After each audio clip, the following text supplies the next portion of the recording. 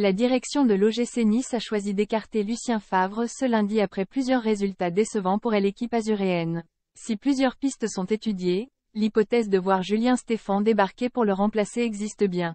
Lucien Favre à peine écarté de ses fonctions d'entraîneur de l'équipe première à Nice que plusieurs noms fuitent déjà pour le remplacer. Si l'éviction du Suisse n'a pas encore été officialisée par le club niçois, RMC Sport est en mesure de confirmer son départ après un deuxième passage décevant sur la Côte d'Azur. Didier Digard prendra place sur le banc mercredi pour la réception de Montpellier lors de la 18e journée de Ligue 1. Julien Sablé, arrivé cet hiver sur le banc de la réserve, intègre le staff de l'équipe première.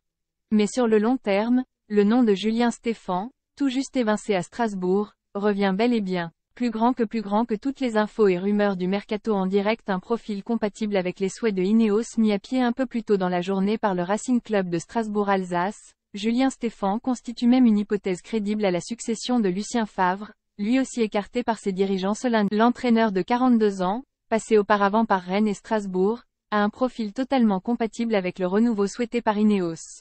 Jeune, reconnu pour ses qualités de tacticien et en mesure de faire progresser les éléments prometteurs. Plusieurs noms évoqués à Nice, l'hypothèse menant à Julien Stéphan est donc bien crédible du côté de l'OGC Nice. Mais plusieurs autres font partie des pistes étudiées pour prendre la suite de Lucien Favre afin d'aider l'équipe à redresser la pente en Ligue 1. Nice est 11e après 17 matchs, et a brillé en 8e de finale de Conference League.